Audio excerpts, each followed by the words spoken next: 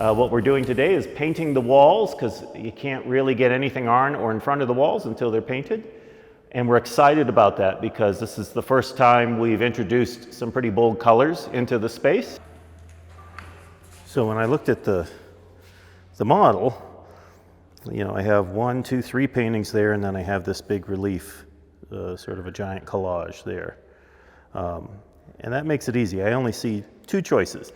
That's a really red painting over in that corner. So if that's red, I've got sort of an olive green, or I've got shades of gray.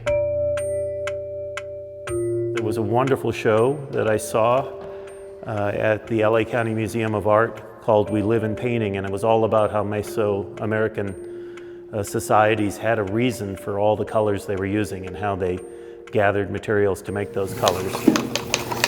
So it got me thinking about why I have my own colors, and in my case, it's actually got much more to do with the environment that I'm in terms of being in an old building with found objects and a leaky roof, and lots of plywood that needs to be stained, and liking the color of plywood.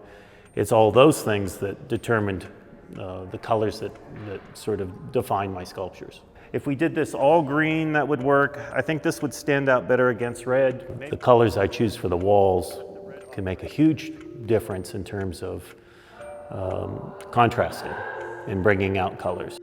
I like the lighter color. I don't hate the darker one. And in many ways it's more, I mean, that and this and pure white are what's going to be up against it. So we're looking at the 4 colors that we've roughly chosen. I mean, I think we're pretty close on 3 of them, and then the Coulter blue will be actually a little, I think it's a little greener and lighter. Hopefully once we get them on the wall, they look the same. We'll see.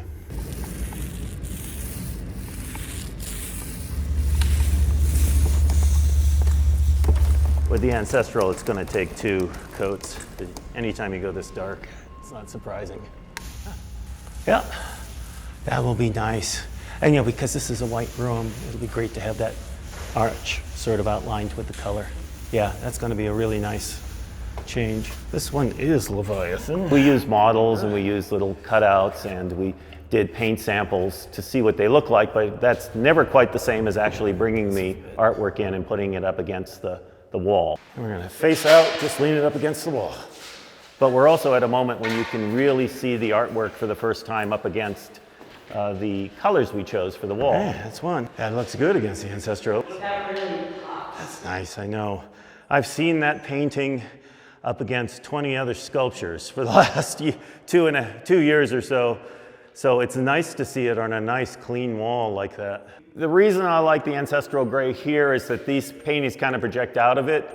And I actually think that with the white, especially when there's this much light in the room coming from this south window, these paintings kind of fade into it.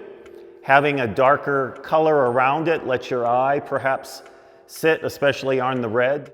The darker colors definitely lower the tone of the room, and I'm very happy with that. And I'm happy with the colors, so much so that I may replicate some of these colors in Snowdrift itself.